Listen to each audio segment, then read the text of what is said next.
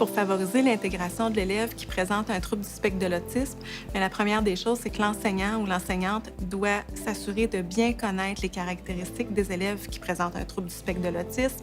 C'est important de bien connaître les caractéristiques parce que dans toute l'analyse des situations qui vont se vivre au quotidien, l'enseignant doit avoir la lunette du trouble du spectre de l'autisme. Donc, c'est important vraiment que les manifestations comportementales qui vont être observées soient analysées à la lumière du TSA, puis que les interventions aussi qu'on va mettre en place soient dans le respect des besoins d'un élève qui présente un trouble du spectre de l'autisme.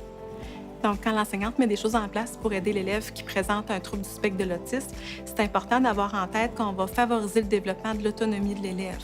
Donc, l'élève, on va s'assurer qu'il ne dépende pas d'un adulte pour l'utilisation de ses moyens. Donc, on va modéliser, on va faire de l'accompagnement, de la pratique guidée pour que l'élève développe finalement la capacité à utiliser lui-même les outils qui vont pouvoir lui servir à long terme. C'est important aussi de se rappeler qu'on est en milieu scolaire.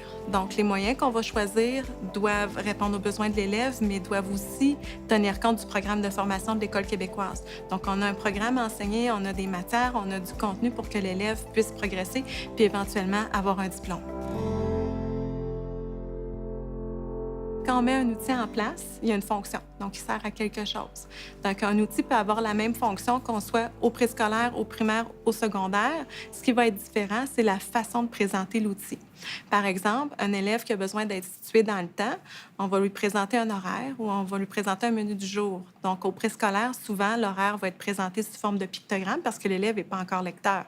Au primaire, ça peut se transformer en menu du jour, ça peut se transformer en liste à cocher. Puis au secondaire, éventuellement, on va miser sur l'agenda.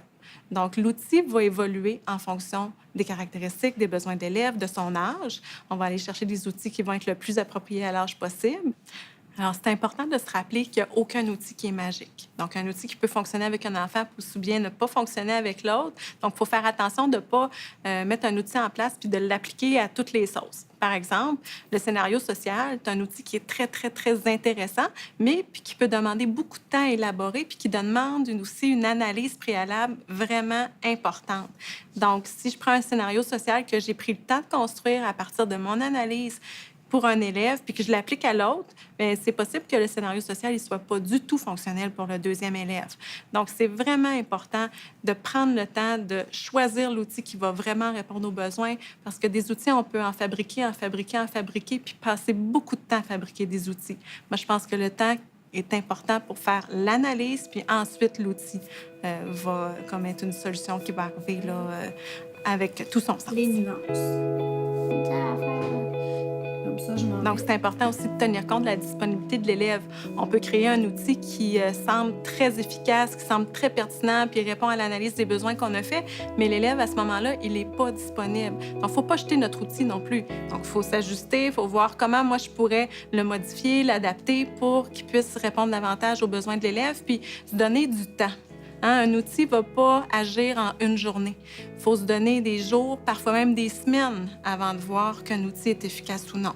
Donc, prendre le temps, observer, voir la réaction de l'enfant, voir comment il réagit à l'intervention qu'on met en place. Il faut vraiment prendre le temps de faire cette analyse-là avant de dire, bien, je jette mon outil puis je passe à autre chose. C'est important pour nos élèves qui présentent un TSA d'avoir un environnement qui est prévisible. Donc, ils doivent savoir quoi faire, à quoi s'attendre. Ils doivent savoir aussi qu'est-ce qui se passe maintenant et qu'est-ce qui s'en vient après. Donc, les repères de temps sont vraiment cruciaux parce que si l'élève ne sait pas ce qui s'en vient dans sa journée, ce qui s'en vient après la tâche qu'il est en train de faire, il y a beaucoup d'anxiété qui peut être générée chez nos élèves quand ils ne savent pas. Donc, quand ce n'est pas prévu. Donc, c'est important d'avoir un outil visuel, que ce soit des pictogrammes, que ce soit des mots, des phrases, un menu de la journée, mais c'est important d'avoir un repère visuel qui va indiquer à l'élève qu'est-ce que je fais maintenant, qu'est-ce qui s'en vient et quel sera le déroulement de ma journée. Pour certains élèves, d'avoir l'ensemble de la journée, ça peut être anxiogène. Donc, il faut doser, il faut regarder de quoi mon élève a besoin. Est-ce qu'il a besoin du ici, maintenant et après, ou est-ce qu'il a besoin d'avoir un horaire à la demi-journée, un horaire à la journée? Donc, il faut vraiment regarder de quoi mon élève a besoin puis mettre l'outil en place en fonction de ça. C'est important aussi quand on met des outils en place comme un horaire, comme une séquence visuelle, une routine, de prendre le temps de l'enseigner. C'est souvent un bout qu'on va escamoter. on va placer un outil visuel, puis on s'attend à ce que l'élève, d'emblée, comprenne ce qu'on attend de lui. Mais la phase d'enseignement, elle est cruciale. Parce que souvent, on va se dire, mon outil ne fonctionne pas. J'ai fait une séquence, il ne fonctionne pas. Mais est-ce qu'on a pris le temps d'enseigner à l'élève qu'est-ce que chacune des étapes veut dire? Donc, quand on met un outil en place, c'est vraiment crucial de prendre le temps d'enseigner à l'élève et de modéliser comment je vais utiliser mon outil.